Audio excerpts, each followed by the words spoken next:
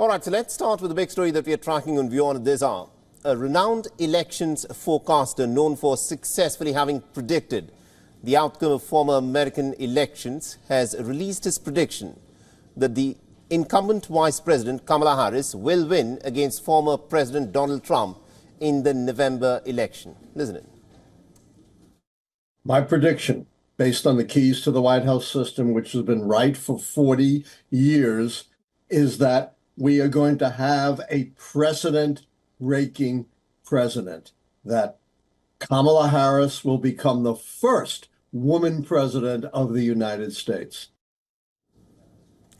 Now, Allan Lichtman has in the past successfully predicted the outcome of 9 of the last 10 presidential elections using his election model that is based on 13 true or false questions that ignore the views of political pundits and pollsters. He's further said that while his election model favors Kamala Harris to win, the candidate's stance on issues of foreign policy and real-world events could in fact influence the outcome of the race. Can things change?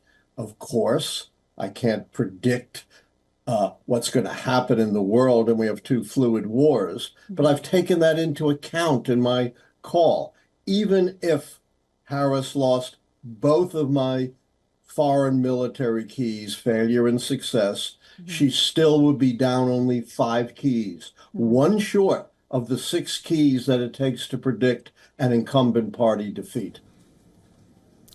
Now, earlier, Lichtman had in fact batted for Biden and had warned the Democrats against dropping him out of the race. After his debate debacle with Donald Trump back then, he had said that this could prove to be a tragic mistake for the party. Furthermore, the White House has reacted to Russian President Vladimir Putin's recent quip that he supports Kamala Harris and not Donald Trump. Now, the White House National Security Council spokesperson John Kirby said that Vladimir Putin must stop interfering and commenting perhaps on U.S. elections. Mr. Putin ought to stop talking about our elections, period. He shouldn't be favoring anybody, one way or another. The only people who should get to determine who the next president of the United States is the American people. And we would greatly appreciate it if Mr. Putin would, A, stop talking about our election, and B, stop interfering in it. Meanwhile, the Republican presidential candidate Donald Trump warned Jewish voters that an election win for his Democrat rival Kamala Harris would mean the end of the state of Israel as it exists. Now, speaking remotely to a crowd of more than 1,000 Republican Jewish coalition donors in Las Vegas, he said that he will ban refugee resettlement from what he called the terror-infested areas like Gaza. If Kamala Harris wins, terrorist armies will wage an unceasing war to drive Jews out of the Holy Land, and you know it. And we've had a great relationship with Israel, but I can say honestly that we got 25% of the vote. We got 26% after 4 years, after I did more for Israel than any other president by far. Now, on the other hand, Kamala Harris's running mate, Tim Walz, has said that the Israeli-Palestinian conflict is at a pretty critical juncture.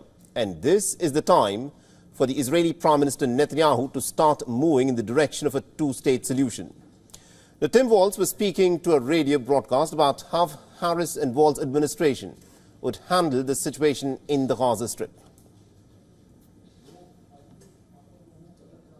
All right, now to give us more perspective in terms of what is happening in the American elections, we have with us here in the studio Mr. Raymond E. Wickery. He's a former U.S. Assistant Secretary of Commerce for Trade Development. So thank you very much indeed for joining us here in our WION headquarters. It's always a pleasure to be with The World is One. Absolutely indeed. Now, this is an election that is being watched very closely around the world. At this moment, the pollsters appear to be favoring Kamala Harris. She's, of course, come in late, so to speak, in this contest. She replaced Joe Biden, but she seems to have energized the Democrat voter base.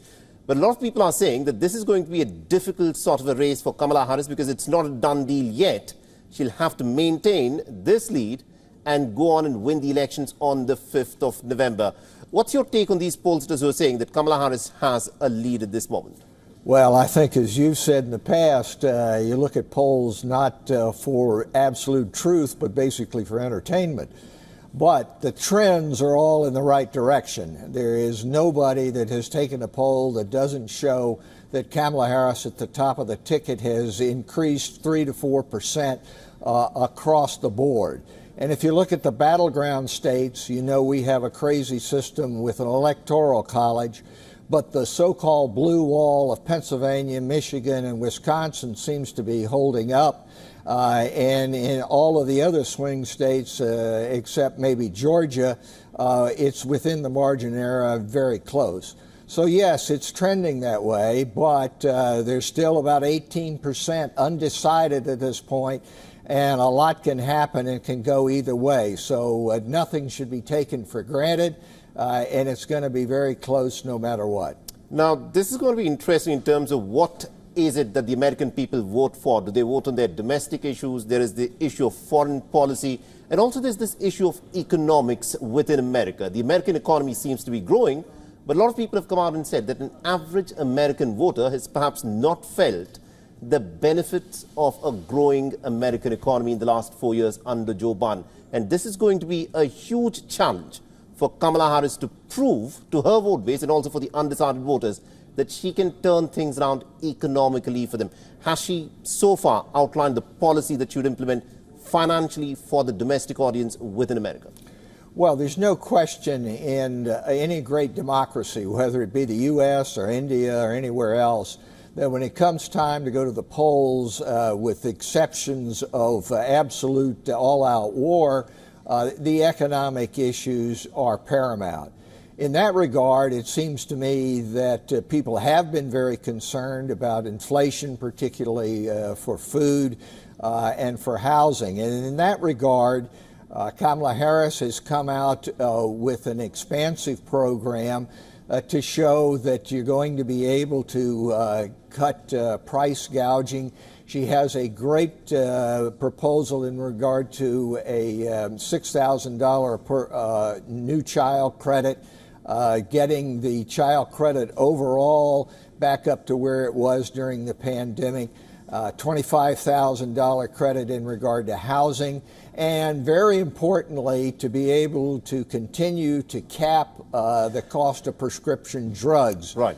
So I think all of those show that what is happening is that she does have even an improvement upon what Biden has done, and it is building from the middle out rather than the top down, which has been the Trump proposal. You know, you've been a former Assistant Secretary of Commerce for Trade Development. Now, President Trump is pretty categorical. He says that his intention is to make America great again. He's taken America on the line of what people would describe as isolationism.